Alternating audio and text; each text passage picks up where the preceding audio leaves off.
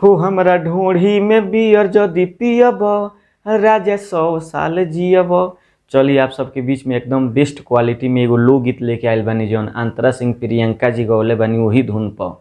अंतरा सिंह प्रियंका जी गौले बानी हमरा ढोढ़ी में बियर जदि पियब राजा 100 साल जीब। यही धुन पर एकदम बेस्ट गाना लेके आयल बानी। तो चलिए नमस्ते प्रणाम, हम आप सबके भाई राइटर दुर्गेश बेदर्दी। और हर रोज़ जैसे हम अपलोड करें गाना अपना चैनल के माध्यम से राइटर दुर्गेश बेदर्दी चैनल पर हर रोज़ हम गाना अपलोड करें लिख के एकदम वैसे ही आज ब्रांड गाना लेके आयल बानी जौन की फ्री में आप सब गा सकतानी, फुल फ्री, 1 रुपया ना लगी। हाँ एगो और बात बतावे चाहतनी कि जौन गाना हम लिख के और गा के जौन यूट्यूब चैनल पर डालेनी एक रउआ उठा के आप सब गा सकतनी ये गाना कि 1 रुपया ना लगी। और जौन पर्सनल में जे गाना लिखावे चाहता हमरा से भैया ओकरा खातिर पैसा लगी, काहे कि केहू मेहनत करेला पैसा खातिर, पैसा नइखे तो ये दुनिया में कुछो नइखे। तो चलिए आप सबके मुखड़ा सुनावे जा रहल बानी। तो मुखड़ा आप सबके सुनावे जा रहल बानी कि पातर देह तार जाई मोटाई एक गो बाजमन खातू मिठाई। हो पातर देह तार जाई मोटाई एक गो बाजमन खातू मिठाई। हो हमरा जुबना के जूस जदि पियब हो राजा 100 साल जियब।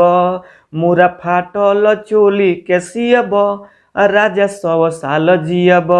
हो पातर देह तार जाई मोटाई एक गो बाजवन खातू मिठाई। हो हमरा जुबना के जूस जदि पियब राजा 100 साल जियब।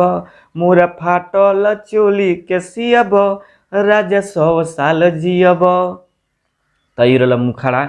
और ओकरा बाद से हम अंतरा सुनावे जा रहल बानी। अंतरा बा कि साझे सवेरे तू कल उठावना हमरा हो बतिया के बुझना खेलावना। हो साझे सवेरे तू कल उठावना हमरा हो बतिया के बुझना खेलावना। आ चूसी चूसी के मुहवा में लिहब राजा 100 साल जियब। हो हमरा जो बना के जूस जदि पियब राजा 100 साल जियब। आप सबके बतौनी हो मुखड़ा और एगो अंतरा।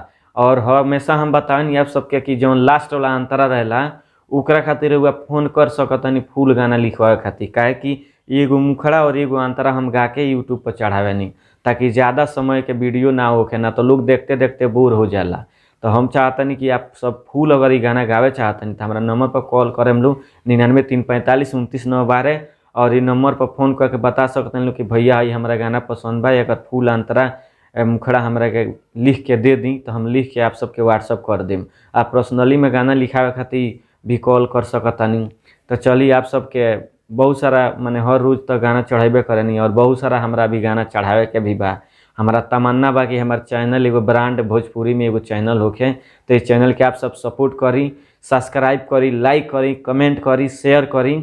और जे भी कलाकार बा नया नया बड़ा बड़ा कलाकार सब लोग हमारा से जुड़ो और इस चैनल के फुल सपोर्ट करी ताकि हमार मनोबल और बढ़े और हर रोज़ 1 से 1 ब्रांड गाना लिखत रही आप सब खातिर।